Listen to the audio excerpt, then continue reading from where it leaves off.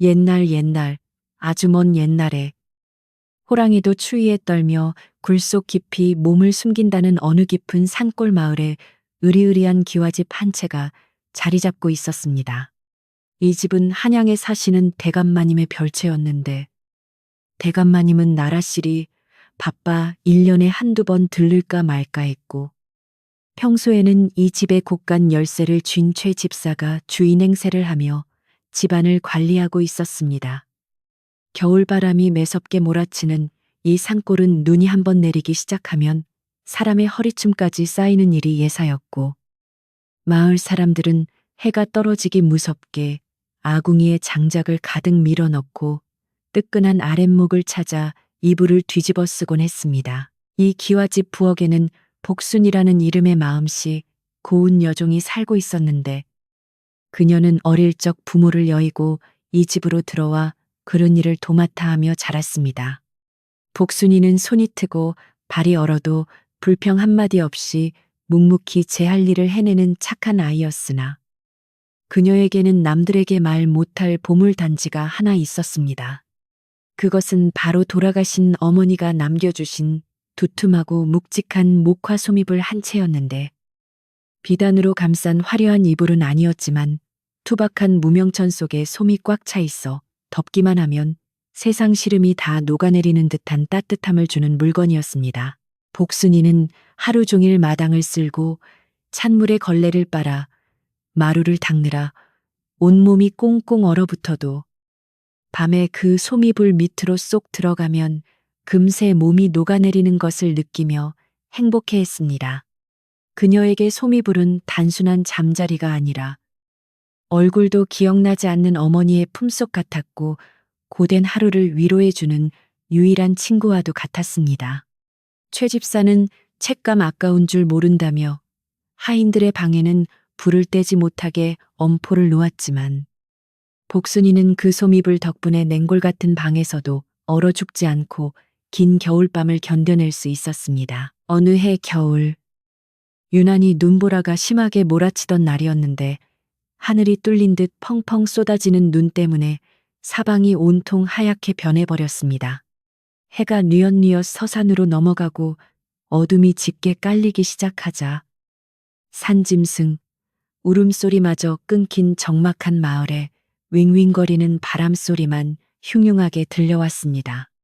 최 집사는 사랑채 따뜻한 방에 앉아 곰방대를 물고 하인들을 시켜 대문을 단단히 걸어 잠그게 했는데 눈보라가 문틈으로 새어 들어올까봐 문풍지를 다시 바르라고 고래고래 소리를 질렀습니다. 그때 굳게 닫힌 대문을 누군가 쿵쿵 두드리는 소리가 바람 소리에 섞여 희미하게 들려왔는데 처음에는 잘못 들은 줄 알았습니다.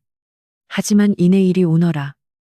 계십니까 하는 힘없는 목소리가 들려오자 마당을 정리하던 늙은 하인 박노인이 빗자루를 내려놓고 대문 쪽을 기웃거리며 최 집사의 눈치를 살폈습니다. 최 집사는 미간을 잔뜩 찌푸리며 이 밤중에 더구나 이런 날씨에 누가 찾아온단 말이냐 하며 귀찮은 듯 혀를 찼지만 문 두드리는 소리가 끊이지 않자 마지못해 박노인에게 문을 열어보라고 턱짓을 했습니다. 박노인이 삐걱거리는 대문을 힘겹게 열자 문 밖에는 눈사람처럼 눈을 뒤집어 쓴 한 선비가 서 있었는데 그의 행색은 참으로 초라하기 그지없었습니다. 갓은 찌그러져 비뚤어져 있었고 입고 있는 도포는 낡고 해져서 살을 내는 칼바람을 막아내기에는 턱없이 부족해 보였으며 집시는 젖어서 이미 형체를 알아보기 힘들 정도였습니다. 선비는 파랗게 질린 입술을 덜덜 떨며 지나가던 과객인데 눈보라가 너무 심해 길을 잃었소. 하룻밤만 묵어가게 해주시면 은혜는 잊지 않겠소. 하고 간신히 말을 이었습니다. 최 집사는 뒷짐을 진 채 어슬렁거려 대문 앞까지 나오더니 선비의 아래 위 훑어보고는 대뜸 인상부터 찌푸렸습니다. 그의 눈에는 이 선비가 양반이라기보다는 밥이나 얻어먹으러 다니는 떠돌이 거지나 다름없어 보였기 때문인데 괜히 집에 들였다가 쌀이나 축내고 골치 아픈 일이 생길까봐 덜컥 겁부터 났습니다. 최 집사는 손을 휘휘 내저으며 우리 집은 객주가 아니니 다른 곳을 알아보시오. 주인 어른도 안 계신데 외간 남자를 들일 수는 없소. 하고 매몰차게 거절하며 대문을 닫으려 했습니다. 선비는 다급하게 문을 잡으며 여보시오. 이 눈보라 속에 나가면 얼어 죽기 십상이오. 헛간이라도 좋으니 제발 바람만 피하게 해주시오. 하고 애원했는데 그의 눈빛은 절박함으로 가득 차 있었습니다. 그때 부엌에서 저녁상을 차리던 복순이가 물동이를 들고 나오다가 이 광경을 목격했는데 덜덜 떠는 선비의 모습이 너무나 안쓰러워 발걸음을 떼지 못하고 멍하니 바라보았습니다. 복순이는 저런 차림으로 다시 눈길을 걷다가는 심리도 못 가서 쓰러질 것이 뻔하다고 생각하며 마음을 졸였습니다. 최 집사도 선비가 문틈에 손을 놓고 버티자 난감한 표정을 지었는데 만약 이 사람이 대문 앞에서 얼어 죽기라도 하면 관아에서 조사를 나올 것이고 그렇게 되면 자신이 곤란해질 수도 있다는 생각이 스쳤습니다. 그는 잠시 머리를 굴리더니 마지못해 선심을 쓰는 척하며 정 그렇다면 들어오시오. 하지만 우리 집에도 빈 방이 마땅치 않아 대접은 기대하지 마시오. 하고 퉁명스럽게 말했습니다. 그리고는 박노인을 불러 저기 행랑채 끝방에 짐이나 치우고 들여보내게. 닭감은 없으니 군불참 생각은 말고 라고 덧붙였습니다. 행랑채 끝방은 평소에 쓰지 않는 잡동사니를 넣어두는 창고 같은 곳으로 문풍지가 다 찢어져 바람이 숭숭 들어오고 바닥은 얼음장처럼 차가운 곳이었습니다. 박노인은 깜짝 놀라 집사님, 오늘 같은 날씨에 불도 안 떼고 저 방에서 자라니요. 사람 잡을 일 있습니까? 하고 조심스럽게 물었으나 최 집사는 눈을 부라리며 재워주는 것만도 감지덕지해야지. 어디서 말대꾸냐 쾅감한다니 얼마나 비싼 줄 아느냐 하고 버럭 소리를 질렀습니다. 선비는 최 집사의 무례한 태도에도 화를 내기는커녕 연신 고개를 숙이며 지붕 밑에서 잠만 잘 수 있다면 그것으로 족하오. 정말 고맙소. 하고 감사의 인사를 올렸습니다. 박노인은 혀를 차며 선비를 행랑채로 안내했는데 방문을 열자마자 퀴퀴한 먼지 냄새와 함께 냉기가 확 끼쳐왔습니다. 박 노인은 미안한 마음에 선비님. 죄송합니다. 주인이 없으니 집사 횡포가 이만저만이 아닙니다. 거적이라도 하나 깔아드릴 테니 견뎌보십시오. 하고 위로의 말을 건넸습니다. 복순이는 부엌 문틈으로 그 모든 상황을 지켜보고 있었는데 선비가 들어간 행랑채 방은 여름에도 서늘해서 곡식을 보관하던 곳이라 겨울에는 그야말로 냉동고나 다름없다는 것을 누구보다 잘 알고 있었습니다. 그녀는 자신이 덮고 자는 솜이 불 생각에 가슴이 뜨끔거렸지만 감히 집사의 명을 어기고 팩감을 가져다 줄 용기는 나지 않았습니다. 복순이는 한숨을 푹 쉬며 아궁이 앞내 쭈그리고 앉아 식어버린 보리밥 덩어리를 입에 넣었지만 모래를 씹는 듯 밥이 넘어가지 않았습니다. 밤은 점점 깊어갔고 눈보라는 더욱 거세게 몰아쳐 창호지 문을 미친 듯이 흔들어댔습니다.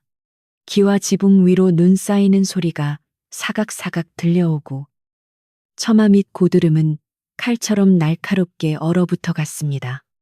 최 집사는 일찌감치 따뜻한 안방 아랫목을 차지하고 누워 코를 골며 잠이 들었고 다른 하인들도 각자의 처소에서 서로의 체온에 의지해 잠을 청하고 있었습니다. 하지만 복순이는 좁은 부엌방에 누워 이리저리 뒤척이며 도통 잠을 이룰 수가 없었습니다. 복순이의 머릿속에는 아까 그 선비의 파랗게 질린 얼굴과 얇은 옷자락이 계속해서 떠올랐습니다. 저 방은 바닥에 물을 뿌리면 바로 얼어버릴 정도로 추운데 불도 없이 어떻게 밤을 보낸단 말인가 하는 걱정이 꼬리에 꼬리를 물었습니다. 그녀는 자신이 덮고 있는 소미불을 손으로 꽉 쥐어보았는데 소미불은 여전히 따뜻하고 포근하게 그녀의 몸을 감싸주고 있었습니다.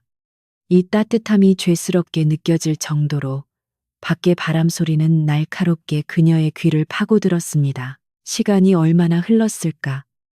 복순이는 행랑채 쪽에서 들려오는 희미한 기침 소리를 들었습니다. 콜록, 콜록 하는 소리가 바람 소리 사이로 끊어질 듯 이어졌는데 그것은 단순한 기침이 아니라 살려달라고 애원하는 신음 소리처럼 들렸습니다. 복순이는 벌떡 일어나 앉아 쿵쾅거리는 가슴을 부여잡았습니다. 이대로 모른 척하고 잠들면 내일 아침 그 선비가 싸늘한 주검으로 발견될지도 모른다는 불길한 예감이 그녀를 괴롭혔습니다. 복순이는 결국 결단을 내린 듯 입술을 꽉 깨물고 자리에서 일어났습니다. 그녀는 자신이 가장 아끼는 세상에 하나뿐인 소미불을 둘둘 말아 품에 안았습니다. 이 이불이 없으면 당장 오늘 밤 자신이 추위에 떨어야 한다는 사실을 잘 알았지만 사람 목숨이 달린 일 앞에 이불 한 채가 대수냐는 생각이 들었습니다. 그녀는 발소리를 죽이며 방문을 살며시 열고 나갔는데 밖은 눈이 무릎까지 쌓여 있었고 살을 애는 듯한 추위가 순식간에 온몸을 감쌌습니다. 복순이는 소미불을 품에 안은 채 눈보라를 뚫고 행랑채로 향했는데 발이 푹푹 빠지는 눈길을 걸으며 몇 번이나 미끄러질 뻔했습니다. 행랑채 방 앞에서는 더욱 거친 기침 소리와 함께 이가 딱딱 부딪히는 소리가 들려왔습니다. 복순이는 잠시 망설이다가 조심스럽게 문고리를 잡고 선비님, 주무십니까? 하고 작게 속삭였습니다. 안에서는 아무런 대답도 없었고 오직 거친 숨소리만 들려올 뿐이었습니다. 그녀는 문을 아주 조금 열고 방 안을 들여다보았는데 어둠 속에서 선비는 몸을 새우처럼 웅크린 채 바들바들 떨고 있었습니다. 방바닥에서 올라오는 냉기가 어찌나 심한지 문을 열자마자 하얀 입김이 뿜어져 나왔습니다. 복순이는 신발을 벗고 방 안으로 들어가 품에 안고 온 따뜻한 소미불을 선비의 몸 위에 조심스럽게 덮어주었습니다. 선비는 의식이 혼미한 상태에서도 무언가 따뜻한 것이 몸에 닿자 본능적으로 이불 속으로 파고들었습니다. 복순이는 이불을 꼼꼼하게 여며주며 선비의 언손을 잠시 잡아보았는데 마치 얼음덩어리를 만지는 것 같아 소스라치게 놀랐습니다. 그녀는 자신이 해줄 수 있는 것이 이것뿐이라는 사실에 안타까워하며 잠시 선비의 머리맡에 앉아 그가 조금이라도 진정되기를 기다렸습니다. 다행히 소미불의 온기가 전해졌는지 선비의 떨림은 조금씩 잦아들었고 거칠었던 숨소리도 점차 편안해지기 시작했습니다. 이제 복순이에게는 돌아가서 덮을 이불이 없었습니다. 그녀는 빈손으로 다시 눈보라가 치는 마당을 가로질러 부엌방으로 돌아왔습니다. 차가운 냉기가 감도는 자신의 방에 들어선 복순이는 부엌 가궁이 옆 잿더미가 조금 남은 곳에 자리를 잡았습니다. 소미불 없이 맨몸으로 자려니 한기가 뼛속까지 스며들었지만 그녀는 행랑채의 선비가 얼어 죽지 않을 것이라는 생각에 마음만은 훈훈했습니다. 복순이는 무릎을 끌어안고 쪼그리고 앉아 덜덜 떨며 쪽잠을 청했습니다. 내일 아침 최 집사님이 알면 난리가 날 텐데 하는 걱정이 잠시 스쳤지만 그녀는 곧 고개를 저으며 애써 두려움을 떨쳐냈습니다. 밖에는 여전히 눈이 하염없이 내리고 있었고 복순이의 눈꺼풀은 천근만근 무거워졌습니다. 그녀는 어머니의 꿈을 꾸길 바라며 차가운 부엌 바닥에서 깊은 잠속으로 빠져들었습니다. 그렇게 폭풍우 같던 밤이 지나고 새벽닭이 울기 시작했습니다. 온 세상이 하얗게 변해버린 고요한 아침. 밤새 내린 눈은 그쳤지만 공기는 더욱 차가웠습니다. 아무것도 모르는 최 집사는 기지개를 켜며 방문을 열고 나와 마당에 쌓인 눈을 보며 혀를 찼습니다. 그리고는 습관처럼 행랑채 쪽을 바라보며 간밤에 그 비렁뱅이 선비가 살아는 있는지 확인해 보라고 박 노인에게 고함을 쳤습니다. 박 노인이 빗자루를 들고 행랑채로 다가갔을 때 사방은 쥐 죽은 듯 조용했습니다. 문 앞에는 밤새 쌓인 눈 위에 누군가 다녀간 작은 발자국만이 선명하게 찍혀 있었습니다. 박노인은 불길한 예감을 떨치며 방문을 활짝 열어젖혔습니다. 그런데 방 안을 들여다본 박노인의 입에서 아니, 이럴 수가 하는 외마디 비명이 터져 나왔습니다. 그것은 선비가 죽어서가 아니라 방 안의 풍경이 전혀 예상치 못한 모습이었기 때문이었습니다. 박노인의 비명 소리에 놀란 까치들이 푸드덕거리며 감나무 가지를 박차고 날아올랐고 고요하던 아침의 정적은 순식간에 깨져버렸습니다. 방금 잠에서 깬 최 집사는 속옷 차림으로 방문을 벌컥 열며 뛰쳐나왔는데 그의 얼굴은 간밤의 단잠을 방해받은 짜증으로 붉게 상기되어 있었습니다. 아니, 아침부터 무슨 사단이 났기에 소란이냐? 그 거지가 죽어나가기라도 했단 말이냐? 최 집사는 곰방대를 거꾸로 쥔 채 행랑채를 향해 성큼성큼 걸어갔고 다른 하인들도 부스스한 눈을 비비며 하나둘씩 마당으로 모여들었습니다. 박노인은 행랑채 방문 앞에 주저앉아 손가락으로 방안을 가리키며 입을 다물지 못했는데 마치 귀신이라도 본 듯한 표정이었습니다. 최 집사가 거친 숨을 몰아쉬며 방문 앞까지 다가가 안을 들여다보았을 때 그의 눈도 휘둥그레졌습니다. 방 안에는 얼어 죽었어야 마땅할, 아니 최소한 기절해 있어야 할 선비의 모습은 온데간데 없었고 냉기가 감도는 윗목에 낯익은 솜이불 한 채만이 반듯하게 개켜져 놓여 있었기 때문입니다. 그 이불은 마치 자루찜 듯 모서리가 딱딱 맞아떨어지게 정갈하게 접혀 있어 금방이라도 주인이 일어나 나간 듯한 느낌을 주었습니다. 최 집사는 방 안으로 신발을 신은 채 뚜벅뚜벅 걸어 들어가 이불을 발로 툭 건드려 보았습니다. 이게 무슨 조화냐? 그 빌어먹을 놈은 어디로 가고 이불만 덩그러니 있단 말이냐? 그리고 이 이불은 도대체 어디서 난 물건이냐? 최 집사는 쭈그리고 앉아 이불을 손으로 만져보았는데 비단은 아니었으나 솜이 꽉 차고 묵직한 것이 예사 물건이 아니었습니다. 그는 미간을 찌푸리며 기억을 더듬었고 이내 이 이불이 부엌대기 복순이가 제 목숨보다 귀하게 여기는 어미의 유품이라는 사실을 떠올렸습니다. 순간 최 집사의 얼굴이 험악하게 일그러지며 콧김을 뿜어댔습니다. 이런 발칙한 년을 보았나. 감히 내 허락도 없이 국간 물건도 아니고 제 년의 이불을 외간 남자 방에 들여보내 최 집사는 단순히 이불을 빌려준 것이 화가 난 것이 아니었습니다. 자신의 엄한 명령인 불도 떼지 말고 재우라는 지시를 어리고 천한 계집종이 보란 듯이 무시했다는 사실에 자존심이 상했던 것입니다. 게다가 과부도 아닌 처녀가 한밤중에 사내의 방을 드나들었다는 것은 깐깐한 유교적 잣대를 들이대기 좋아하는 그에게 더할 나위 없는 트집거리가 되었습니다. 최 집사는 마당으로 뛰쳐나와 고래고래 소리를 지르기 시작했습니다. 복순이 인연 어디 있느냐? 당장 나와서 내 앞에 무릎을 꿇지 못할까? 그의 호통 소리는 쩌렁쩌렁 울려 퍼져 마구간에 있던 소마저 놀라 음매하고 울 정도였습니다. 부엌 아궁이 옆 잿더미 위에서 쪽잠을 자던 복순이는 그 서슬퍼런 고함에 소스라치게 놀라 깨어났습니다. 밤새 냉골에서 웅크리고 잔 탓에 온몸이 쑤시고 머리가 지끈거렸지만 밖의 분위기가 심상치 않음을 직감하고 허둥지둥 신발을 꿰어 신었습니다. 복순이가 부엌 문을 열고 마당으로 나서자 모든 하인들의 시선이 그녀에게 쏠렸습니다.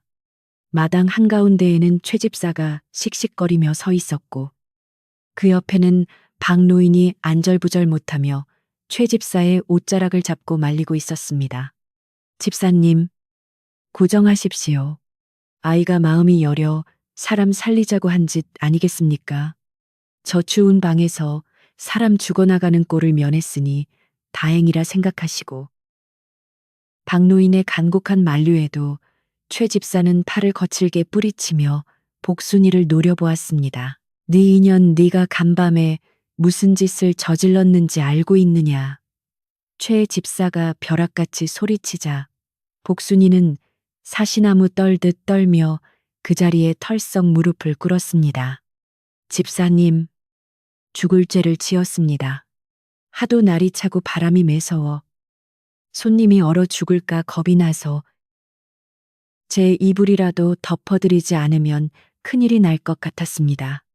복순이는 고개를 조아리며 울먹이는 목소리로 변명했지만 최 집사의 귀에는 그저 건방진 말대꾸로만 들릴 뿐이었습니다.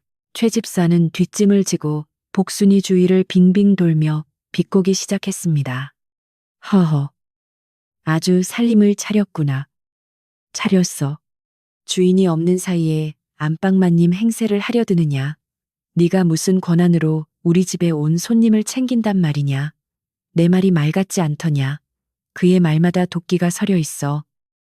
듣는 이들마저 민망하여 고개를 돌릴 지경이었습니다. 최 집사는 짐짓 점잖은 척하며 말을 이었지만 그 속내는 복순이의 길을 꺾어 자신의 위세를 다시 세우려는 속셈이 뻔히 보였습니다. 그때 행랑채를 살피던 박노인이 급히 다가와 말을 보쉈습니다. 집사님, 근데 이상합니다. 그 선비 양반이 쥐도 새도 모르게 사라졌습니다. 대문은 안으로 빗장이 걸려 있었는데 도대체 어디로 나갔단 말입니까? 박노인의 말에 최 집사도 잠시 멈칫했습니다. 분명 어젯밤 자신이 직접 대문 빗장을 확인했고 담장은 높아 사다리 없이는 넘기 힘든 구조였습니다. 그런데 사람은 없고 이불만 남았다니 귀신이 곡할 노릇이었습니다. 최 집사는 헛기침을 몇 번 하더니 도둑놈처럼 담을 넘었겠지. 아니면 개구멍으로 빠져나갔거나 은혜도 모르는 놈이 인사도 없이 야반도주를 한 게 분명하다. 라며 애써 태연한 척했습니다. 그는 이 상황을 복순이를 탓할 더 좋은 기회로 삼았습니다. 보아라. 네가 감싸고 돌던 그놈이 바로 도둑놈 신보를 가진 자였다. 네가 이불을 갖다 바치며 희희낙낙할 때 그놈은 우리 집 곳간을 털 궁리나 했을 게다. 어디 없어진 물건은 없는지 샅샅이 뒤져보아라. 하인들이 우르르 몰려다니며 창고와 헛간을 뒤지는 동안 복순이는 억울함에 눈물을 뚝뚝 흘렸습니다. 그녀는 선비의 눈빛을 기억하고 있었습니다. 비록 행색은 초라했으나 그 눈빛만은 맑고 깊어 결코 도둑질을 할 사람으로는 보이지 않았기 때문입니다. 하지만 지금 이 상황에서 그녀가 무슨 말을 한들 최 집사의 귀에 들어갈 리 만무했습니다.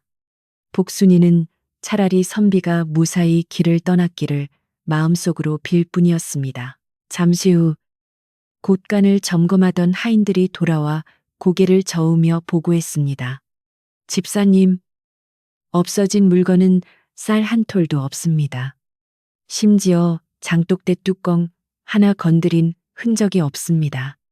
물건이 없어지지 않았다는 말에 최 집사는 오히려 더 화가 난 듯 했습니다. 자신의 예측이 빗나간 데다 도둑으로 몰아붙일 명분이 사라졌기 때문입니다. 그는 분을 사귀지 못하고 애고는 복순이에게 화살을 돌렸습니다. 물건이 없어지지 않았다고 네 죄가 사라지는 것은 아니다. 감히 처녀가 외간 남자의 잠자리에 이불을 넣어주다니. 이는 가문의 수치요. 마을의 웃음거리다. 소란스러운 소리에 동네 사람들도 하나둘 대문 밖으로 모여들어 웅성거리기 시작했습니다. 저 집 최 집사가 또 사람 잡내 그려. 복순이가 마음씨가 고와서 선비 챙겨준 걸 가지고 잡돌이를 하는구만. 그래도 처녀가 밤에 남자 방에 들어간 건 좀 그렇지 않나. 사람들의 수군거림이 들려오자 최 집사는 더욱 기세등등해졌습니다. 그는 마치 판관이라도 된 양 목소리를 높였습니다. 내 인연을 당장 관아에 넘겨 풍기물난 죄를 묻고 싶으나 대감마님의 체면을 생각하여 집안에서 다스리겠다. 최 집사는 하인들에게 명하여 멍석을 가져오게 했습니다. 옛말에 멍석말이라는 것이 있어 심한 매질을 할 때 쓰곤 했으나 최 집사는 직접 때리는 것보다 더 잔인한 방법을 택했습니다. 인연을 저기 뒤뜰 광에 가두어라. 밥도 물도 주지 말고 그 좋아하던 소미불도 압수해라. 며칠 동안 그 차가운 방에서 네가 감싼 그 거지놈처럼 떨어봐야 정신을 차릴 게다. 최 집사의 명령에 건장한 머슴들이 머뭇거리며 다가왔습니다. 그들도 평소 복순이에게 밥을 얻어먹으며 신세를 진 터라 차마 손을 대기 어려워했습니다. 무얼 하느냐, 내 말이 들리지 않느냐. 당장 끌고 가지 않으면 너희들도 한통 속으로 간주하여 엄벌에 처하겠다. 최 집사의 불호령이 떨어지자 머슴들은 복순아, 미안하다. 일단 시키는 대로 하자. 라고 작게 속삭이며 그녀의 양팔을 잡고 일으켜 세웠습니다. 복순이는 저항 한 번 하지 않고 힘없이 일어섰습니다. 그녀의 시선은 쾌마루에 덩그러니 놓인 이제는 남의 손에 들어간 자신의 소미불에 머물렀습니다. 복순이가 갇힌 뒤뜰 광은 곡식 부스러기나 두던 낡은 창고로 사방이 흙벽이라 바람은 막아주었지만 햇빛 한 점 들지 않는 어두컴컴한 감옥과도 같았습니다. 쾅 하는 소리와 함께 문이 닫히고 밖에서 자물쇠가 채워지는 소리가 들렸습니다. 칠흑 같은 어둠 속에 홀로 남겨진 복순이는 집단 위에 주저앉아 무릎을 감싸 안았습니다. 억울하고 무섭기도 했지만 이상하게도 마음 한구석에는 후회가 없었습니다. 그래도 그 선비님은 살아서 나갔겠지. 내 이불 덕분에 얼어 죽지 않고 새벽길을 나섰을 거야. 한편 최 집사는 대청마루에 앉아 압수한 소미불을 자신의 옆에 놓고 흡족한 미소를 지었습니다. 그는 곰방대를 탁탁 털며 박노인에게 말했습니다. 이보게, 저 이불은 당분간 내가 보관하도록 하겠네. 죄인의 물건이니 함부로 돌려줄 수 없지 않은가. 내 방에 갖다 놓게. 박노인은 기가 막혀 입이 다물어지지 않았습니다. 죄를 묻는다는 핑계로 결국 탐나던 소미불을 차지하려는 속셈이 드러났기 때문입니다. 박노인은 고개를 푹 숙인 채 알겠습니다요. 하고 힘없이 대답할 뿐이었습니다. 마을에는 삽시간에 소문이 퍼져 나갔습니다. 복순이가 외간 남자와 통정을 했다는 둥, 최 집사가 소미불을 뺏으려 누명을 씌웠다는 둥, 온갖 말이 꼬리에 꼬리를 물었습니다. 하지만 누구 하나 나서서 최 집사에게 따지는 사람은 없었습니다. 그는 대감마님의 대리인이었고 이 산골 마을에서 그의 위세는 호랑이보다 무서웠기 때문입니다. 점심때가 지나고 눈이 다시 희끗희끗 날리기 시작할 무렵 마을 어귀의 주막에서는 몇몇 노인들이 모여 막걸리 잔을 기울이며 이 일을 안주 삼아 걱정을 나누고 있었습니다. 그나저나 그 선비는 도대체 누구였을까? 눈 속에 발자국도 없이 사라졌다니 말이야. 한 노인이 의아해하며 말을 꺼내자 다른 노인이 맞장구를 쳤습니다. 그러게 말일세. 혹시 산신령이 사람 모습으로 내려온 건 아닐까? 복순이가 큰 복을 받으려나? 아니면 애꿰을 하는 건가?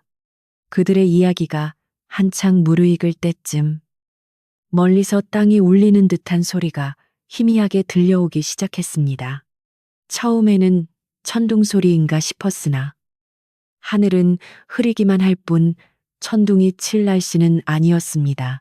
그 소리는 점점 커지며 규칙적인 박자를 이루었는데 그것은 수십 필의 말이 동시에 달리는 말발굽 소리였습니다. 산골 마을에 이렇게 많은 말이 들어올 일은 난리가 났을 때나 있는 법이라. 주막에 있던 사람들은 모두 밖으로 뛰쳐나왔습니다. 마을 입구에 고개를 넘어 흙먼지를 일으키며 달려오는 무리들은 예사롭지 않았습니다. 펄럭이는 깃발에는 관아의 상징이 그려져 있었고 선두에 선 무관들은 번쩍이는 갑옷을 입고 있었습니다. 최 집사도 집안에서 그 소리를 들었습니다. 찻잔이 달달 떨릴 정도로 진동이 느껴지자 그는 자리에서 벌떡 일어났습니다. 이게 무슨 소리냐? 산사태라도 났느냐? 그가 대문 밖으로 고개를 내밀었을 때 박노인이 숨이 턱까지 차서 뛰어오며 소리쳤습니다. 집사님 큰일 났습니다. 관군입니다. 관아의 포졸들과 한양에서 내려온 군사들이 우리 집을 향해 오고 있습니다. 최 집사의 얼굴은 순식간에 사색이 되었습니다. 관군이라니 대감마님께 무슨 변고라도 생긴 것인가? 아니면 내가 쌀을 빼돌린 것을 들킨 건가? 온갖 나쁜 상상이 그의 머릿속을 헤집어 놓았습니다. 그는 허둥지둥 옷매무새를 다듬으며 하인들을 집합시켰습니다. 다들 정신 똑바로 차려라. 말 실수했다가는 경을 칠 줄 알아라. 그러나 그의 목소리는 이미 가늘게 떨리고 있었습니다. 말발굽 소리는 기와집 대문 앞에서 멈췄고 우렁찬 목소리가 담장을 넘어왔습니다. 이 집의 책임자는 당장 나와 명을 받들라. 수십 명의 군사들이 집을 에워쌌고 창과 칼이 햇빛을 받아 번쩍였습니다. 최 집사는 다리가 풀려 거의 기어가다시피 대문을 열고 나갔습니다. 그는 땅바닥에 납작 엎드리며 소인 여기 대령했습니다요. 무슨 일로 누추한 곳까지 하고 말을 더듬었습니다. 말에서 내린 장군 하나가 최 집사를 내려다보며 물었습니다. 어젯밤 이곳에 묵어간 귀인이 계시다는 첩보를 들었다. 그분을 어찌 모셨느냐? 최 집사의 심장이 쿵 하고 내려앉았습니다. 귀인이라니 어제 온 사람은 거지 같은 선비 하나뿐이었는데 설마 그 거지가 귀인이란 말인가? 최 집사의 등줄기에는 식은땀이 비 오듯 쏟아졌고 머릿속은 하얗게 변해버렸습니다. 그는 본능적으로 거짓말을 떠올려야만 했습니다. 최 집사는 땅바닥에 머리를 처박은 채 굴러가는 눈동자를 주체하지 못했습니다. 관군의 장수가 귀인을 어찌 모셨느냐고 묻는 그 짧은 순간 그의 머릿속에서는 수만 가지 계산이 오갔습니다. 만약 그 거지가 진짜 높은 분이었다면 그를 냉골 방에 처박아 두고 밥 한 덩이 주지 않은 사실이 드러나는 순간 자신의 목은 온전치 못할 것이 뻔했기 때문입니다. 최 집사는 침을 꿀꺽 삼키며 떨리는 목소리를 최대한 가다듬어 거짓을 고하기로 마음먹었습니다. 어차피 그 선비는 쥐도 새도 모르게 사라졌으니 자신이 입만 잘 맞추면 증거는 없을 것이라 여겼던 것입니다. 아, 예. 그렇사옵니다. 어젯밤 눈보라가 너무 심하여 길 잃은 선비님 한 분이 찾아오셨더랬지요. 비록 주인 어른이 안 계신 집이나 사람 된 도리로 어찌 귀한 손님을 박대하겠습니까? 소인이, 예, 바로 소인이 아주 극진히 모셨사옵니다. 최 집사는 말을 하면 할수록 거짓말이 술술 나오는 자신에게 놀라면서도 이마에 흐르는 식은땀을 소매로 훔쳤습니다. 그는 곁에 서 있는 박노인과 다른 하인들에게 눈을 부라리며 내 말에 토를 달면 죽는다는 무언의 압박을 보냈습니다. 하인들은 관군의 서슬에 눌려 감히 입을 떼지 못하고 고개만 푹 숙이고 있었습니다. 장군은 최 집사의 말을 듣고는 알 수 없는 묘한 표정을 지으며 말채찍으로 자신의 손바닥을 탁탁 쳤습니다. 호, 극진히 모셨다. 참으로 다행한 일이로다.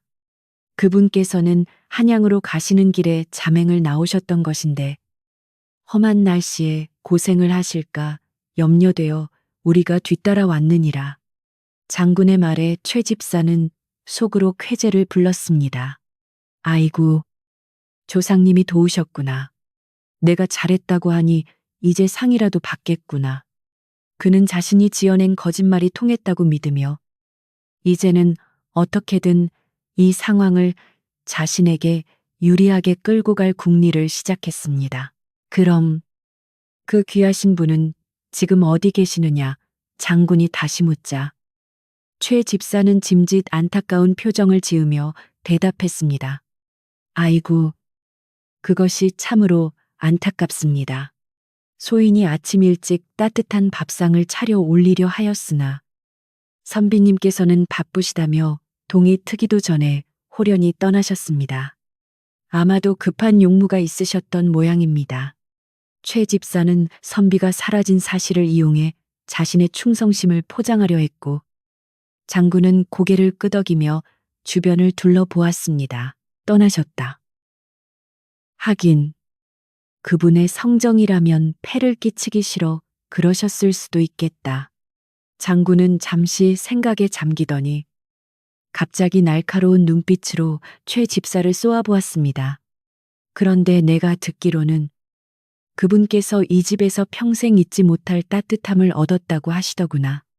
그 따뜻함이 무엇인지 네가 설명할 수 있겠느냐?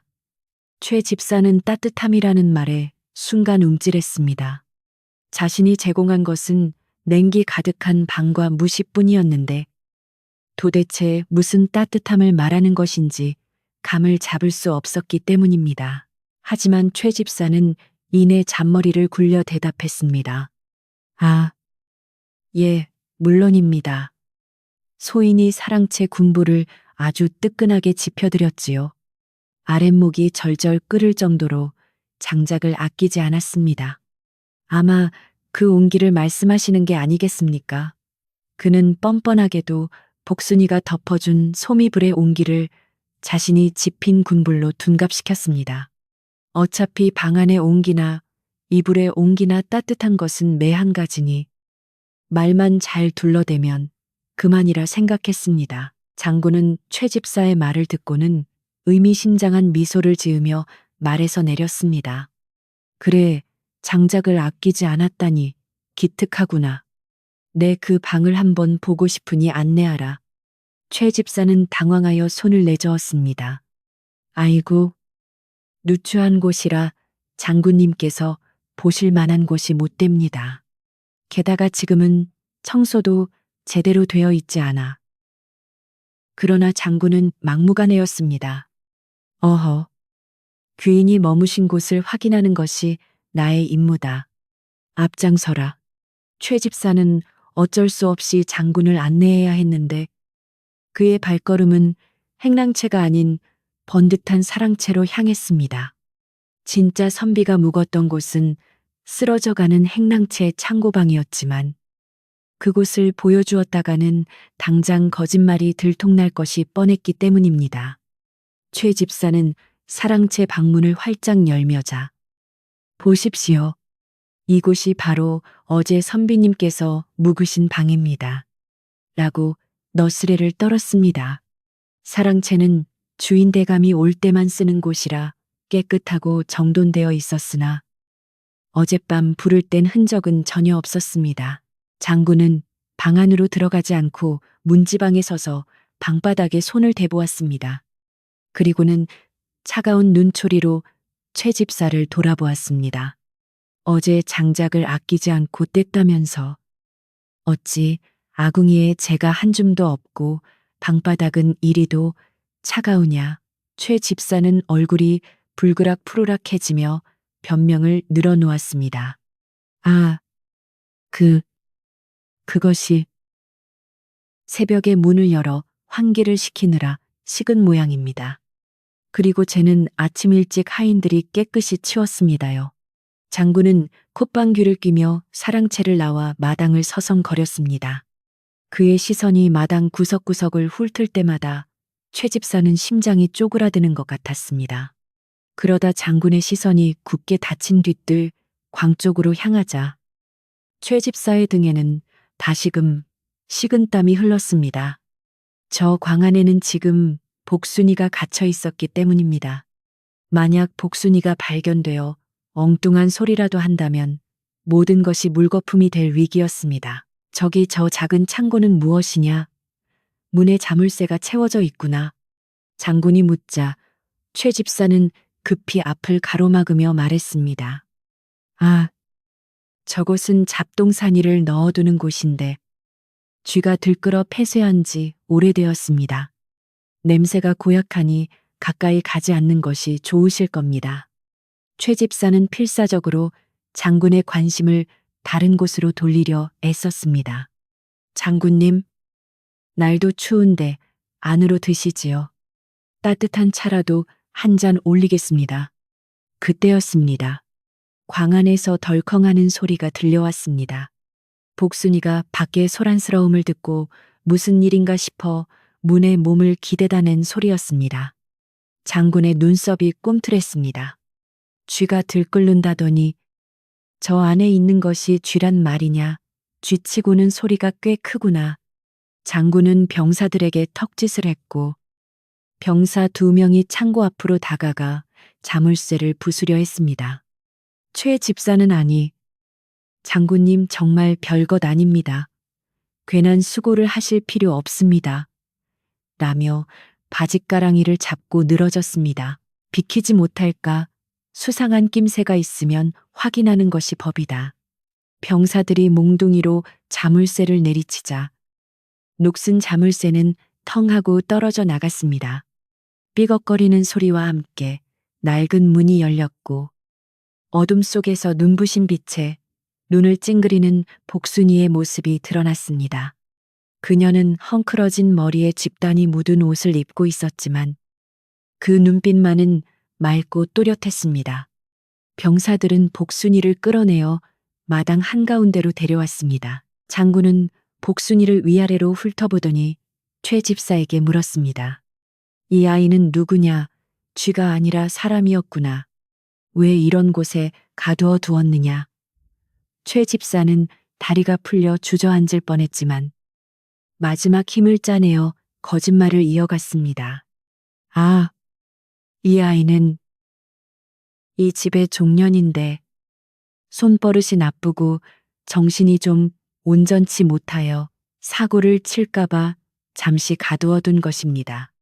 귀하신 분들이 오셨는데 미친 아이가 돌아다니면 결례가 되지 않겠습니까? 복순이는 최 집사의 거짓말에 입을 열려 했으나 최 집사가 무서운 눈으로 쏘아보는 바람에 고개를 숙였습니다. 그녀는 자신이 나서서 이를 더 크게 만들까 두려웠습니다. 하지만 장군은 복순이의 초라한 행색과 주눅든 모습에서 무언가를 눈치챈 듯 했습니다. 손버릇이 나쁘다. 정신이 없다. 알겠다. 일단 이 아이도 여기에 세워두거라. 장군은 더 이상 추궁하지 않고 다시 마당 중앙으로 걸어 나갔습니다. 잘 듣거라. 지금 인근 관아에 어제 묵어가신 그 귀인께서 당도에 계신다. 그분께서는 어젯밤 자신에게 베풀어준 은혜를 잊지 못하여 이 집의 모든 사람들을 치하하고 포상을 내리겠다고 하셨다. 주인, 하인, 남녀노소 할 것 없이 한 명도 빠짐없이 지금 즉시 관아 앞마당으로 집합하라. 장군의 우렁찬 명령이 떨어지자 하인들은 웅성거리기 시작했습니다. 포상을 준다니 기쁜 일이었지만 어젯밤의 냉대를 아는 그들로서는 도무지 영문을 알 수 없었기 때문입니다. 최 집사는 머리가 멍해졌습니다. 포상은혜, 그거지가 정말 고마워하고 있단 말인가? 그렇다면 내가 한 거짓말이 들통나지 않고 오히려 상을 받을 수도 있겠구나.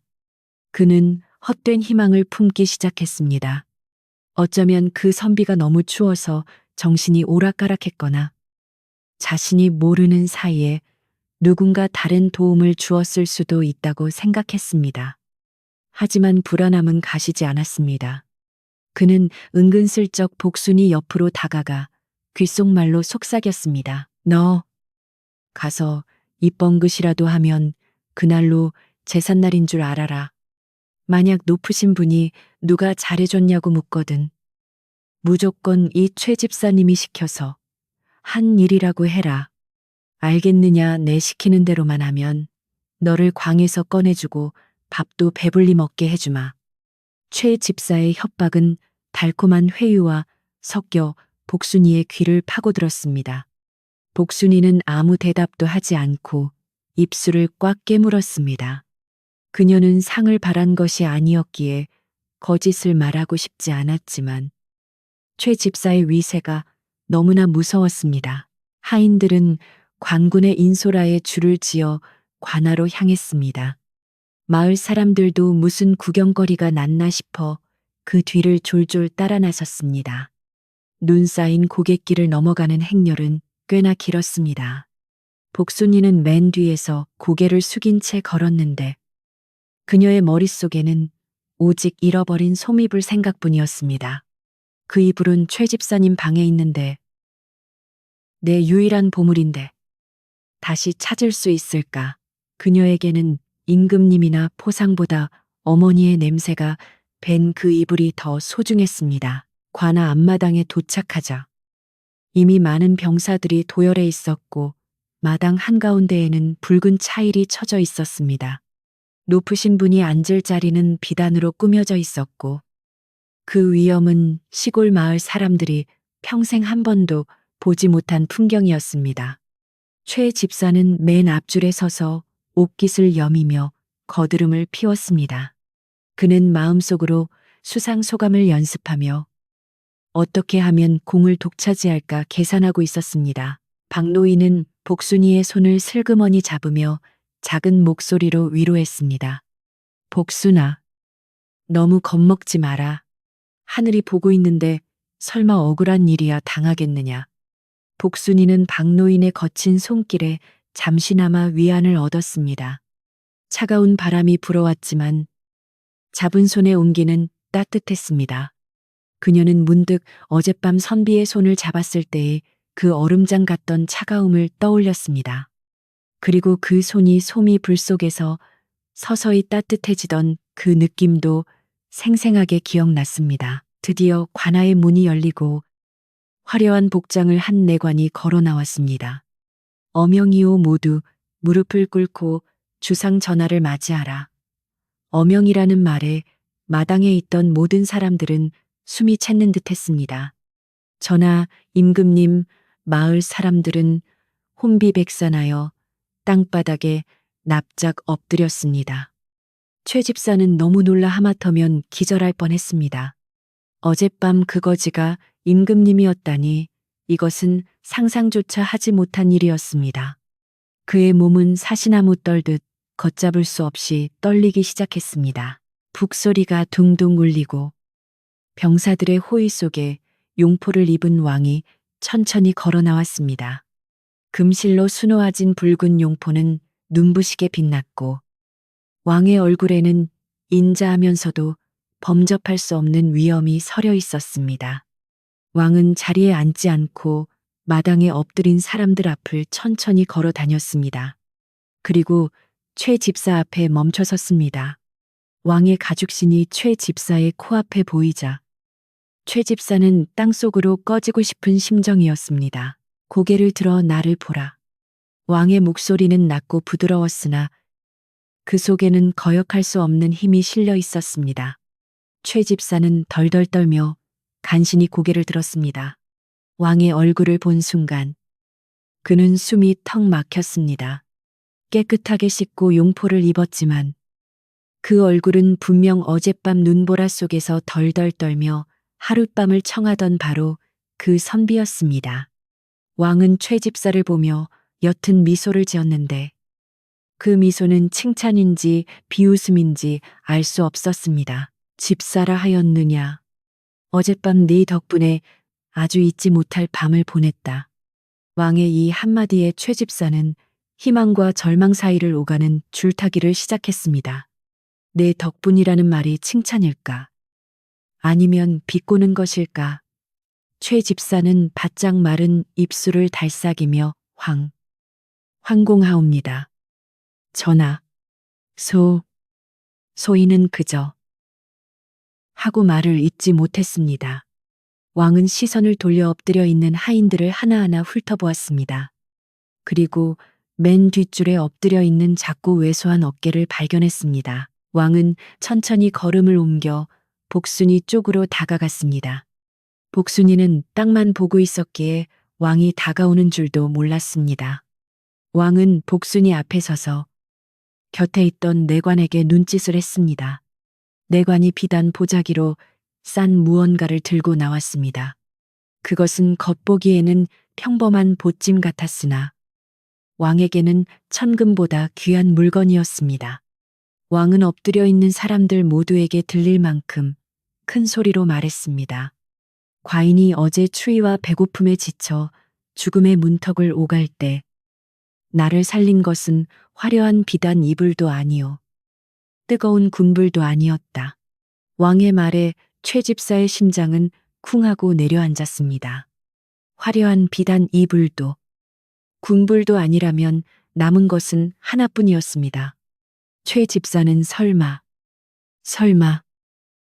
하며 입술을 깨물었습니다. 왕은 계속해서 말을 이었습니다. 나를 살린 것은 오직 진심이 담긴 낡은 솜이불 하나였다. 그 이불의 주인은 지금 어디 있느냐? 왕의 질문이 떨어지자 마당에는 정적이 감돌았습니다.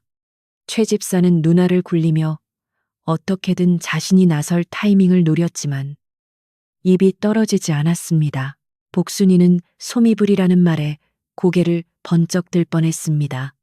자신의 이불 이야기였습니다. 하지만 감히 임금님 앞에서 고개를 들 수 없어 주먹만 꽉 쥐었습니다. 그때 박 노인이 용기를 내어 작은 목소리로 그러나 또렷하게 외쳤습니다. 전하 그 이불의 주인은 여기 이 아이 복순이옵니다. 박 노인의 외침에 최 집사는 털썩 주저앉았고 모든 사람들의 시선이 맨 뒷줄의 복순이에게 쏠렸습니다. 이제 진실이 밝혀질 순간이 코앞에 다가왔습니다. 박 노인의 외침이 관아 앞마당의 정적을 깨뜨리자 마치 시간이 멈춘 듯 모든 사람의 숨소리마저 잦아들었습니다. 최 집사는 박 노인을 죽일 듯이 노려보며 입모양으로 욕설을 퍼부었으나 이미 엎질러진 물이었습니다. 왕은 천천히 고개를 돌려 박 노인이 가리킨 곳, 즉 맨 뒷줄에 엎드려 있는 작고 왜소한 여종에게 시선을 고정했습니다. 그 시선은 매서운 겨울바람 같던 조금 전과는 달리 봄 햇살처럼 따스하고 부드러운 기운을 담고 있었습니다. 왕은 수행 내관에게 손짓하여 복순이를 앞으로 데려오라 명하였고 병사들이 길을 터주자 복순이는 다리가 풀려 비틀거리면서도 왕의 앞으로 조심스럽게 걸어나갔습니다. 복순이가 왕의 코앞에 이르러 다시 털썩 무릎을 꿇자 왕은 허리를 굽혀 그녀의 어깨를 감싸고 있던 낡은 옷자락을 살펴보았습니다. 그리고는 낮고 위험 있는 목소리로 물었습니다. 고개를 들라. 내 이름이 복순이라 하였느냐? 복순이는 감히 용안을 쳐다볼 엄두도 내지 못한 채 파리한 입술을 달싹이며 예. 그러하옵니다. 전하, 천한 계집종이옵니다. 라고 기어들어가듯 대답했습니다. 그녀의 목소리는 두려움에 떨리고 있었지만 그 속에는 숨길 수 없는 순박함이 묻어났습니다. 왕은 고개를 끄덕이며 다시 한번 최 집사를 향해 서늘한 시선을 던졌습니다. 최 집사라 하였지. 너는 아까 짐에게 네가 직접 아랫목이 절절 끓도록 장작을 떼고 극진히 대접하였다고 고하였다. 허나 저 늙은 하인은 이 아이가 이불의 주인이라 하는구나. 도대체 누구의 말이 참말이고 누구의 말이 거짓이냐. 왕의 추궁에 최 집사는 이마를 땅에 댔으며 변명을 쏟아냈습니다. 전하 억울하옵니다. 저 늙은이가 로망이 들어 헛소리를 하는 것입니다. 감히 천한 종년의 이불을 어찌 귀하신 분께 덮어드리겠습니까? 그 이불은 소인이 아끼던 최고급 소미불이었습니다요. 최 집사는 끝까지 자신의 거짓말을 정당화하려 발악했으나 왕은 그저 싸늘한 웃음을 지을 뿐이었습니다. 최고급 소미불이라. 그래. 내가 덮었던 그 이불은 비록 비단은 아니었으나 그 어떤 비단보다 포근했지. 그렇다면 그 이불을 지금 당장 가져오라. 내 눈으로 직접 확인해야겠다. 왕의 명령에 최 집사는 당황하여 눈동자가 심하게 흔들렸습니다. 이불은 자신의 방에 처박아 두었기에 가져올 수는 있었으나 그 이불을 가져오는 순간 모든 거짓이 들통날 위기였기 때문입니다. 하지만 어명을 거역할 수는 없는 노릇이라. 그는 울며 겨자 먹기로 하인에게 눈짓하여 이불을 가져오게 했습니다. 잠시 후 헐레벌떡 뛰어온 하인이 최 집사의 방에서 가져온 소미불을 왕 앞에 바쳤습니다. 겉감은 무명천으로 되어 있고 여기저기 꿰맨 자국이 있는 누가 봐도 귀한 양반집 물건이라기보다는 서민의 손때 묻은 물건이었습니다. 왕은 그 이불을 받아들고 부드럽게 쓰다듬으며 추억에 잠긴 듯한 표정을 지었습니다. 그래, 바로 이 이불이다. 살을 내는 추위에 떨던 나를 어머니의 품처럼 안아주었던 그 물건이로구나. 왕은 이불을 펼쳐들고 최 집사에게 물었습니다. 이것이 네가 아끼던 최고급 이불이 맞느냐? 최 집사는 식은땀을 줄줄 흘리며 예, 그러하옵니다. 겉보기엔 좀 남루해 보여도 속은 아주 알찬. 소인이 아주 아끼는 하고 말을 더듬었습니다. 그때 왕은 이불의 한쪽 귀퉁이를 손가락으로 가리켰습니다. 그곳에는 서투른 솜씨로 수놓아진 작은 꽃무늬 자수와 함께 복부자가 새겨져 있었습니다. 왕은 복순이에게 시선을 돌리며 물었습니다. 복순아, 이 자수는 무엇을 뜻하는 것이냐? 네가 이 이불의 주인이라면 알 것이 아니냐? 복순이는 이불을 보자마자 왈칵 눈물을 쏟아냈습니다. 그것은 돌아가신 어머니가 밤을 새워가며 만들어주신 세상에 하나뿐인 유품이었기 때문입니다. 그녀는 울먹이며 대답했습니다. 전하, 그것은 제 어미가 돌아가시기 전 저에게 복을 많이 받고 살라고 남겨주신 표시입니다. 저 꽃무늬는 저희 집 뒤뜰에 피던 봉숭아 꽃을 수놓은 것입니다. 그 이불은 제 목숨과도 같은 것입니다. 복순이의 진심 어린 고백에 마당에 모인 사람들은 숙연해졌고 곳곳에서 훌쩍이는 소리가 들려왔습니다. 왕은 고개를 끄덕이며 최 집사를 향해 벼락 같은 호통을 쳤습니다. 듣거라, 이 아이는 제 어미의 유품이자 자신의 유일한 덮개를 이름 모를 과객을 위해 기꺼이 내어주었다. 헌데 너는 무엇을 하였느냐? 춥고 배고픈 길손을 문전박대하려 했고 냉골방에 처박아 두고는 택감마저 아까워 불을 떼지 못하게 하였다. 그것도 모자라 이제는 왕을 기만하고 공을 가로채려 하였으니 그 죄가 하늘을 찌르고도 남는다. 왕의 노성에 최 집사는 사색이 되어 죽여주시옵소서. 전하 한 번만 살려주시옵소서 하고 빌고 또 빌었습니다. 네 죄를 묻자면 능지처참을 해도 시원치 않으나 어젯밤 이 아이의 따뜻한 마음을 보아 피를 보지는 않겠다. 허나 너처럼 인면수심의 자가 마을의 어른 행세를 하는 것은 두고 볼 수 없다. 왕은 잠시 뜸을 들이더니 단호하게 판결을 내렸습니다. 여봐라, 이 자를 당장 관아의 형틀에 묶어 곤장 10대를 치고 그 즉시 이 마을에서 추방하라. 그리고 다시는 이 고을에 발을 붙이지 못하게 하라. 또한 그가 축적한 재산 중 부당하게 모은 것은 모두 몰수하여 가난한 백성들에게 나누어 주도록 하라. 왕의 명쾌한 판결에 마당에 엎드려 있던 백성들은 속으로 환호성을 질렀습니다.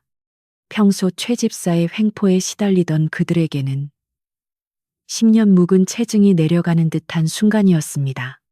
포졸들이 달려들어 최 집사를 끌어냈고 그는 발버둥 치며 끌려가면서도 내 돈, 내 집 안 돼 하고 비명을 질렀으나 아무도 그를 동정하지 않았습니다.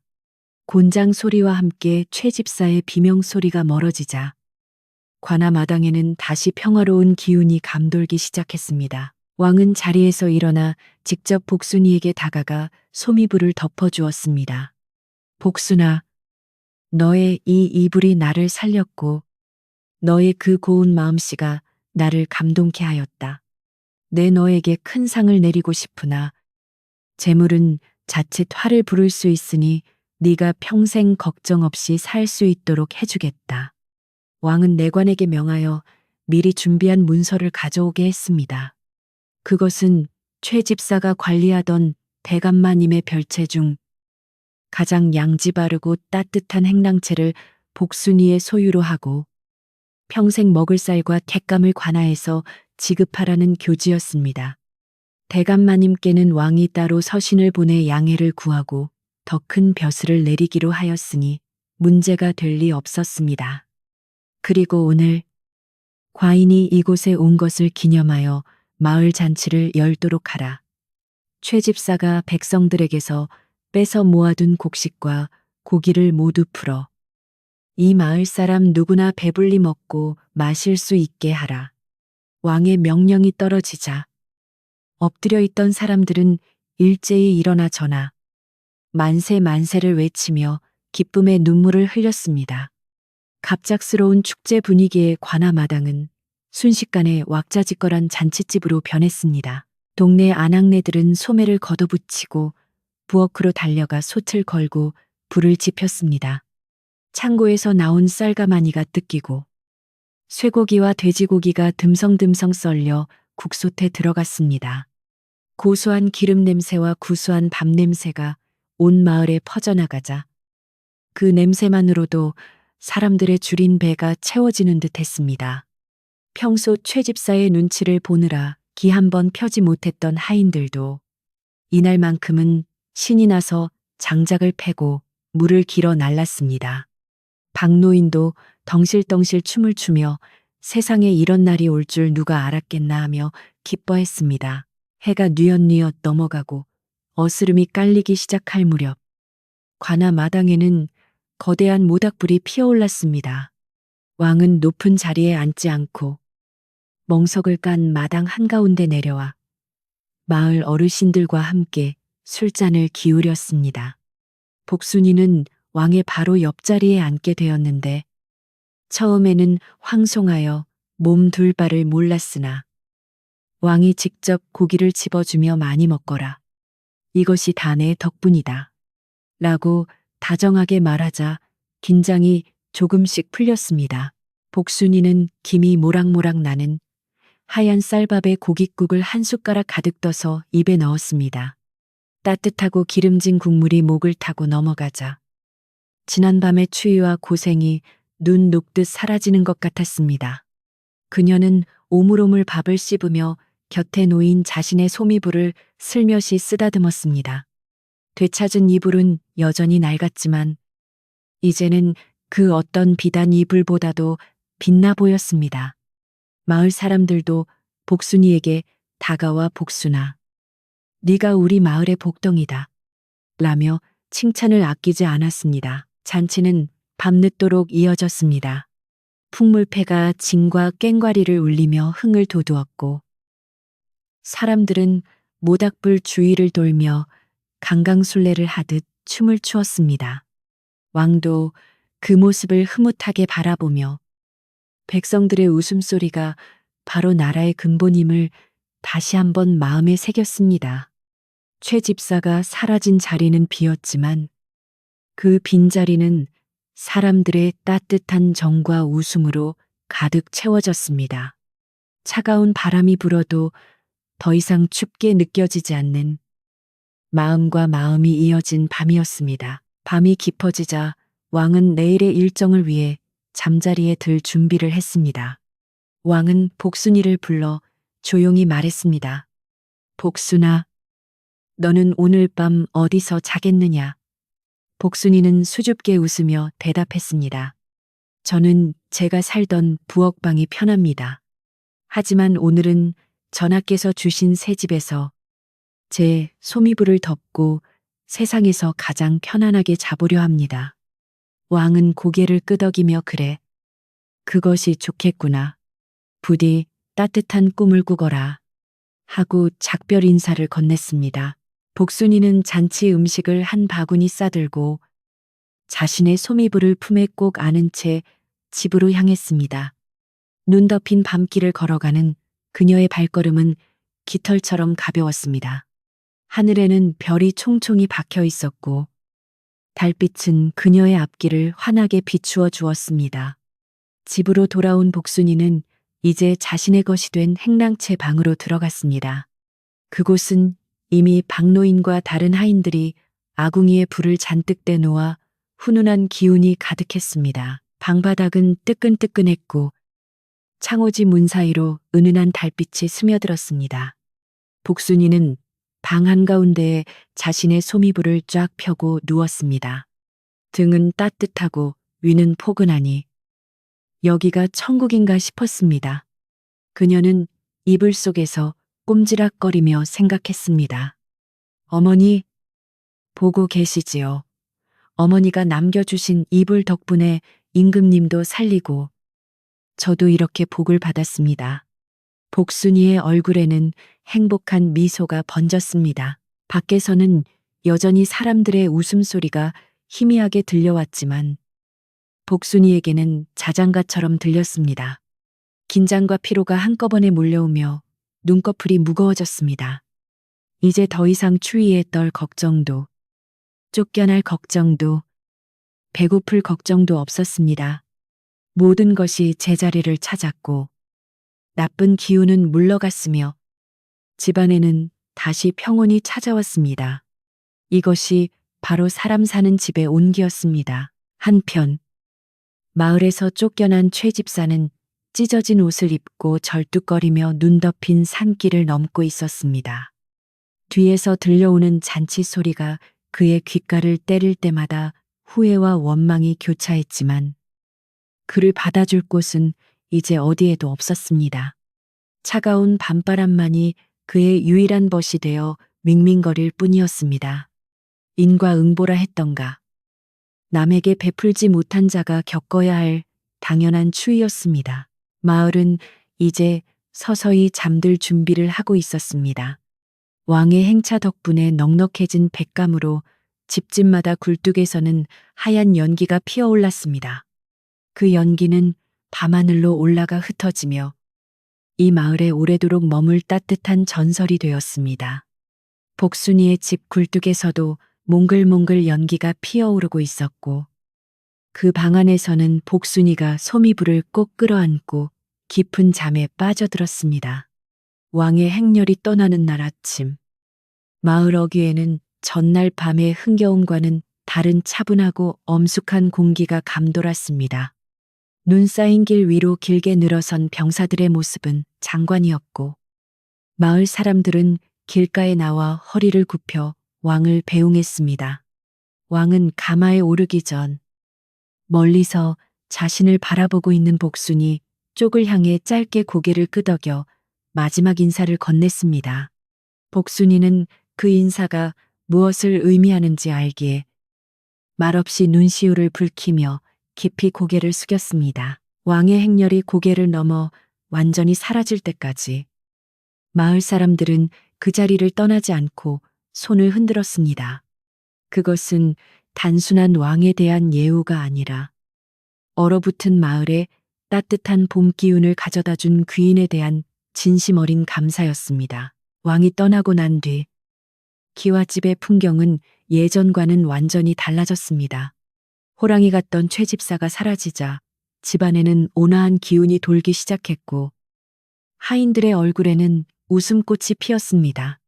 대감마님은 왕의 서신을 받고 급히 내려와 자초지종을 들은 뒤 복순이를 불러 크게 치하하고 약속대로 행랑채의 소유권을 확실히 해주었습니다.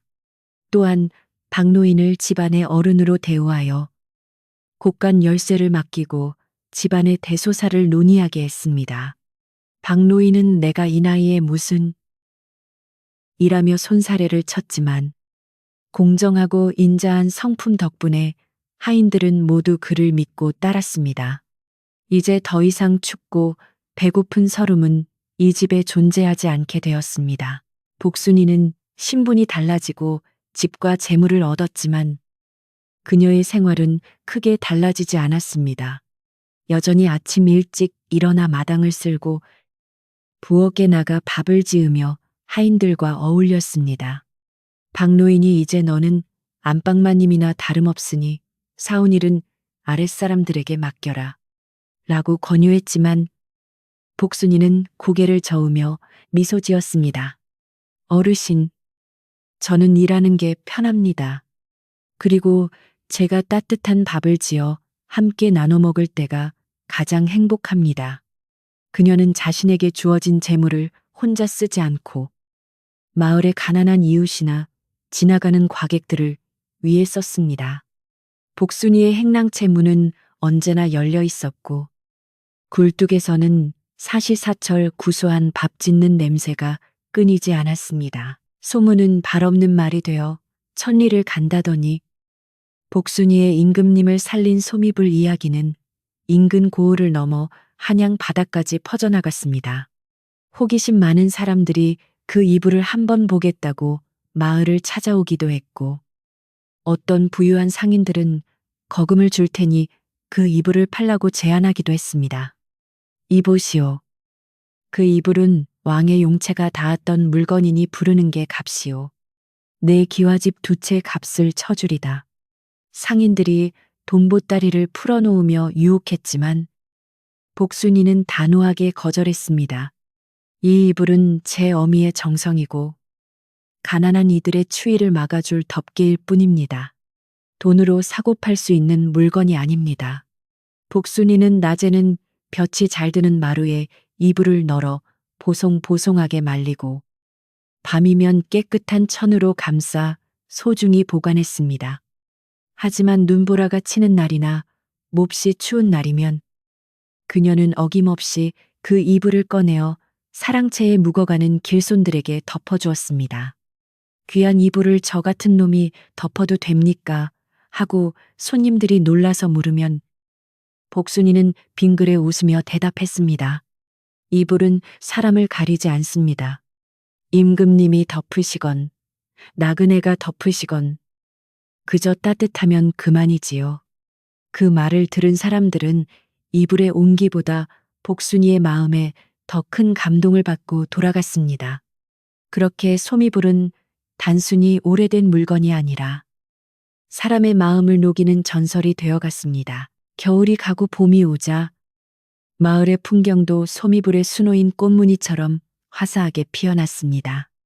얼었던 계곡물이 녹아 졸졸 흐르고 산빛 아래는 진달래와 개나리가 흐드러지게 피었습니다. 복순이는 자신의 집 뒤뜰에 봉숭아 씨를 뿌렸습니다. 어머니가 좋아하시던 그 꽃을 보며 옛 추억을 떠올리고 싶었기 때문입니다. 싹이 트고 줄기가 자라 여름이 되자 뒤뜰은 붉은 봉숭아 꽃으로 가득 찼습니다. 복순이는 동네 아이들을 불러 모아 손톱에 봉숭아 물을 들여주며 옛날 이야기를 들려주곤 했습니다. 아이들은 복순이의 무릎에 기대어 할머니가 덮어준 이불이 정말 그렇게 따뜻했어요 하고 물었고 복순이는 그럼 세상에서 제일 따뜻했단다 하며 아이들의 머리를 쓰다듬어 주었습니다. 세월은 유수와 같이 흘러 복순이도 어느덧 머리에 서리가 내린 할머니가 되었습니다. 하지만 그녀의 눈빛은 여전히 맑고 선했고 표정은 더욱 온화해졌습니다. 마을 사람들은 그녀를 소미불 할머니라고 부르며 존경했습니다. 박노인은 천수를 누리고 편안하게 눈을 감았는데 마지막 가는 길에 복순이가 그 소미불을 덮어주어 평온하게 떠날 수 있었습니다. 최집사에 대한 소문도 가끔 들려왔는데 다른 마을에서 죗값을 치르며 비로소 노동의 소중함을 깨닫고 조용히 살아가고 있다고 했습니다. 복순이는 그 소식을 듣고 그저 묵묵히 고개를 끄덕일 뿐 그를 원망하는 말은 한마디도 하지 않았습니다. 모든 것은 지나갔고 남은 것은 평화뿐이었습니다. 어느 해 겨울, 다시 큰 눈이 내리는 밤이 찾아왔습니다. 옛날 그날처럼 바람이 윙윙거리고 문풍지가 떨리는 밤이었습니다. 늙은 복순이는 따뜻한 아랫목에 앉아 돋보기를 쓰고 바느질을 하고 있었습니다. 헤어진 옷을 기워 마을의 고아들에게 나눠줄 생각이었습니다. 방 안에는 화로가 놓여 있어 은은한 온기가 감돌았고 주전자에서는 물 끓는 소리가 보글보글 들려왔습니다. 밖에서 계십니까 하는 소리는 들리지 않았지만 복순이는 습관처럼 대문 빗장을 살짝 열어두었습니다. 혹시라도 길 잃은 누군가가 주저없이 들어와 몸을 녹일 수 있도록 하기 위함이었습니다. 복순이는 바느질을 멈추고 잠시 창문을 열어 밖을 내다보았습니다. 한방눈이 소리 없이 내려 마당을 하얗게 덮고 있었습니다. 차가운 밤 공기가 얼굴에 와닿았지만 춥다기보다는 상쾌하게 느껴졌습니다. 그녀는 하늘을 올려다보며 중얼거렸습니다. 오늘 밤도 누군가에게는 추운 밤이겠지만 부디 마음만은 따뜻하기를. 그녀의 기도는 눈송이처럼 조용히 세상으로 퍼져나갔습니다. 복순이는 창문을 닫고 자리로 돌아와 이제는 많이 낡아 솜이 죽은 그 솜이불을 무릎 위에 끌어당겼습니다. 솜은 죽었어도 그 안에 담긴 기억과 온기는 여전히 생생했습니다. 밤이 깊어지자 복순이는 자리에 누울 채비를 했습니다. 요를 깔고 베개를 베고 평생의 친구인 솜이불을 어깨까지 끌어올렸습니다.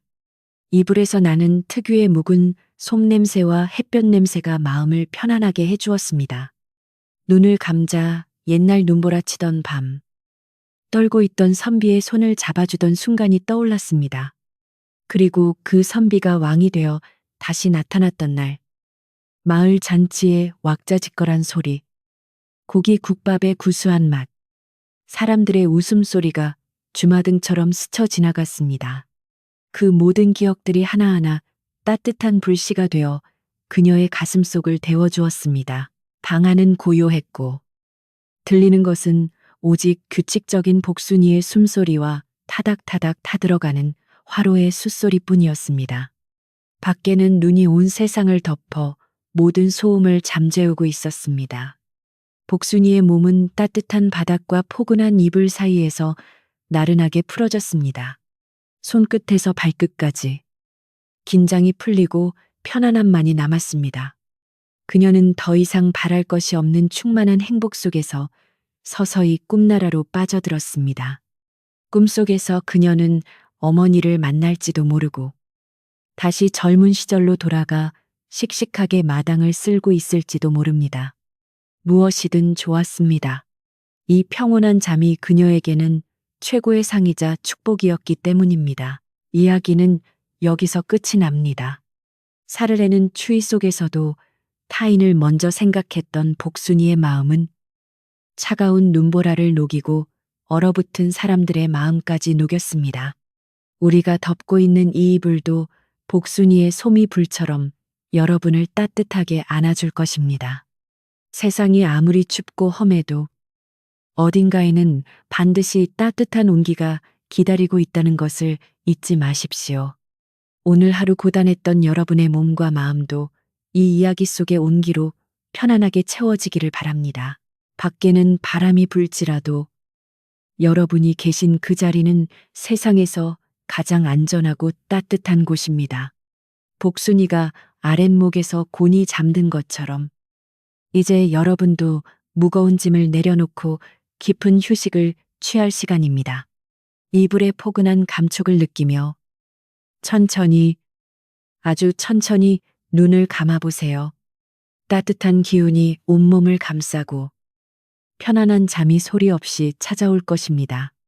오늘 밤 따뜻한 솜이불처럼 포근한 꿈 꾸시기를 바랍니다. 안녕히 주무세요.